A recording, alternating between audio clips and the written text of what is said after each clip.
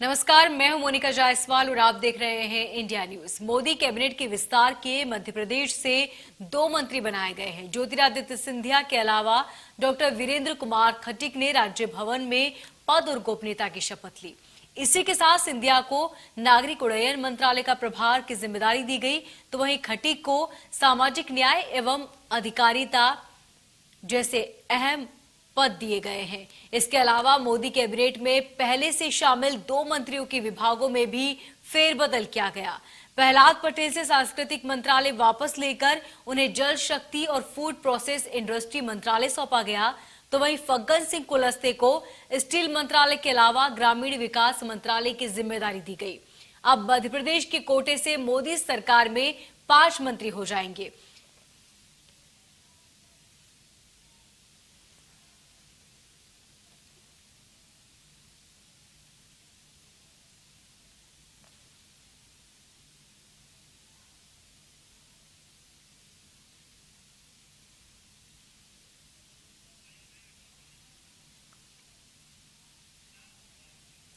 मोदी सरकार के दूसरे कार्यकाल का पहला विस्तार हुआ, जिसमें कई नए चेहरों को जगह मिली। आइए ग्राफिक के जरिए आपको दिखाते हैं कौन है वो नए चेहरे।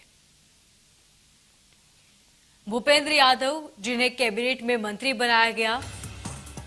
इसके साथ ही नारायण राणे, जिन्हें कैबिनेट में जगह दी गई है। मोदी सरकार ने इन्हें नया मंत्री चुना। तो वहीं सर्बानंद सोनोवाल, जिन्हें कैबिनेट में जगह मिली, जिन पर विश्वास जताया गया मोदी सरकार की तरफ से। वीरेंद्र कुमार, जिन्हें कैबिनेट में मंत्री पद का दर्जा मिला है। ज्योतिरादित्य सिंधिया, जिन्होंने कांग्रेस का हाथ छोड़कर बीजेपी का दामन थामा था।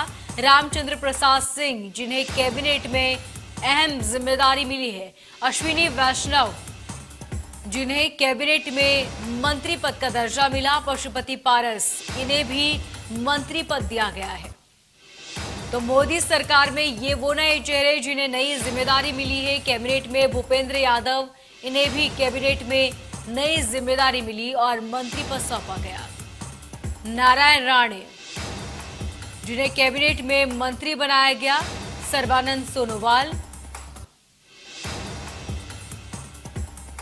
वीरेंद्र कुमार कैबिनेट मंत्री, ये वो चेहरे जिन्हें कैबिनेट में नई जगह दी गई है। आपको बता दें, अब कैबिनेट में आपको ये नए चेहरे नजर आएंगे।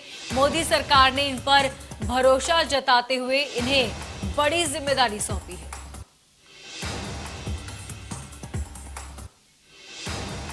तो अश्विनी वैष्णव, पशुपति पारस, ये वो चेहरे जिन्हें नए मंत्री बनाया गया है। कैबिनेट में जगह मिली है भूपेंद्र यादव को। तो मोदी सरकार में ये वो चेहरे जिन पर विश्वास जताया गया और नई जिम्मेदारी सौंपी। नारायण राणे, जिन्हें कैबिनेट में अहम जिम्मेदारी दी गई है। सर्बानंद सोनोवाल, जिन्हें कैबिनेट मंत्री बनाया गया। वीरेंद्र कुमार, जिन्हें कैबिनेट में जगह दी गई है। आपको बता दें कि ज्योतिरादित्य सिंधिया, जिन्होंने कांग्रेस का साथ छोड़कर बीजेपी का दामन थामा था, जिन्हें नए उड्डयन मंत्री बनाया गया है। वहीं मोदी मंत्रिमंडल के विस्तार के बाद ये सभी वो मंत्री जिन्हें नई जिम्मेदारी दी गई। आपको बता दें कि कोरोना जैसे वक्त में लगातार जो वायुसेना है, उड़न जो चीजें हैं जैसे कि एयरलाइंस वगैरह, उसमें काफी घाटा हुआ और ये वो जगह थी जहां पर हमें बहुत नुकसान देखने को मिला। लेकिन ज्योतिरादित्य सिंधिया को इसकी कमान दी गई है और उम्मीद की जा रही है कि अब जो कोरोना के आने वाले हालात हैं, जिस तरह की चीजें अब पहले से बेहतर होती जा रही है, उम्मीद है कि अब उड्डयन मंत्री बनाने के बाद उसमें भी बहुत हद तक सुधार देखने को मिलेगा। तो ये वो मंत्री जिन्हें नई जिम्मेदारी दी गई, नया प्रभार दिया और अब आपको कैबिनेट में ये नए चेहरे नजर आएंगे। उसमें ज्योतिरादित्य सिंधिया का नाम है, इसके साथ ही रामचंद्र प्रसाद सिंह का नाम भी अहम है। वहीं मोदी मंत्रिमंडल विस्तार के बाद मंत्रियों के विभागों को भी बंटवारा किया गया है। आइए आपको ग्राफिक के जरिए दिखाते हैं कि किन मंत्रियों को क्या क्या विभाग मिला है। अमित शाह, पीयूष गोयल, जिन्हें कॉमर्स एंड इंडस्ट्री दी गई। अमित शाह को गृह मंत्रालय के साथ ही और भी जिम्मेदारी सौंपी गई है। वीरेंद्र कुमार को, स्मृति ईरानी को महिला एवं बाल विकास विभाग की जिम्मेदारी। आयुष मंत्री सर्बानंद सोनोवाल को बनाया गया है। जहाज रानी मंत्री की जिम्मेदारी भी इसके साथ ही उन्हें सौंपी गई है। इसके साथ ही आरसीपी इस्पात मंत्रालय दिया गया, डेयरी और मिल्स का उत्पादन भी दिया गया, कपड़ा मंत्रालय पीयूष गोयल को दिया गया है। ये बड़ी जिम्मेदारी दी गई है नए मंत्री और नई जिम्मेदारी के साथ पशुपति पारस जो खाद्य प्रसंस्करण मंत्री के तौर पर अब जाने जाएंगे। इसके साथ ही एमएसएमई मंत्रालय की जिम्मेदारी भी सौंपी गई। आपको बता दें विदेश राज्य मंत्री मीनाक्षी लेखी को बनाया गया है। स्वास्थ्य मंत्री मनसुख मांडविया को बनाया गया, उन्हें भी ये बड़ी जिम्मेदारी दी गई क्योंकि कोरोना जैसे वक्त में स्वास्थ्य विभाग सबसे ज्यादा अपनी जिम्मेदारियों को दिखाता और दर्शाता आया है। ऐसे में आप किस तरह के नए आगे चीजें होंगी। और प्रभु पटेरिया हमारे संवाददाता हमारे साथ बने हुए हैं। सर, जिस तरह की नई जिम्मेदारियां दी गई, ऐसे में अब क्या क्या नई चुनौतियां होंगी और क्या उन चुनौतियों को किस तरीके से देखा जाएगा, क्योंकि जहां जहां जिन जिन राज्यों में आने वाले वक्त में चुनाव है वहां पर फेरबदल ज्यादा नजर आया। बिल्कुल उनका पूरी तरह चुनाव को ध्यान में रखते हुए जो आगामी 5-6 राज्यों के चुनाव को ध्यान में रखते हुए मोदी मंत्रिमंडल का विस्तार किया गया है, पुनर्गठन का जो काम हुआ है और जिस तरीके से कई स्थापित चेहरे भारतीय जनता पार्टी के जो बड़े मंत्रालय में बड़े लोग थे उनको बाहर का रास्ता दिखाया गया, तो अपने आप में एक चौंकाने वाली बात है जी। प्रधानमंत्री ने उन लोगों को तवज्जो दी है जहां पर चुनाव है, जो नए लोग हैं, कुछ तो पहली बार केंद्रीय मंत्री बन रहे हैं और कई कुछ समीकरण साधने की कोशिश की गई, जातिगत समीकरण देखे गए हैं, क्षेत्रीय समीकरणों को देखा गया है, लेकिन भारतीय जनता पार्टी के जो अपनी जो मोदी के जो हाथ कहे जाते थे, जो जिनके दम पर पूरी सरकार चला रहे थे, उनमें से कुछ हाथ मोदी ने अपने जानबूझकर काट दिया। एक बड़ा बदलाव ये दिखाई दे रहा है। पटेरिया जी, इसी के साथ अब जाहिर सी बात है कि नई जिम्मेदारी भी होगी, क्योंकि कोरोना जैसे वक्त में हमने देखा कि बहुत सारी इंडस्ट्रीज प्रभावित हुई है और ऐसे में जैसा कि ज्योतिरादित्य सिंधिया को नई जिम्मेदारी मिली, कोरोना के चलते कई एयरलाइंस है जिन्हें काफी नुकसान झेलना पड़ा, तो अब उस पर किस तरीके से काम किया जाएगा और क्या जो हमने जो क्षति हुई है उसकी पूर्ति हो पाएगी? देखिए सिंधिया को भले 15 महीने बाद केंद्रीय मंत्रिमंडल में जगह मिली हो, लेकिन उनके सामने ये कहे कि कांटों भरा ताज है उनके सामने। जो भाग उनको मिला है उस विभाग में कोई मतलब 30 साल पहले जब उनके पिताजी आपको संभालते थे स्वर्गीय माधवराव सिंधिया, तब सिविल एविएशन का मामला बिल्कुल अलग था। इंडिया एयरलाइंस फायदे में चल रही थी, इंडिया एयरलाइंस है उसको सरकार जो है निवेश करने की तैयारी कर रही है, कोई ग्राहक नहीं मिल रहा है।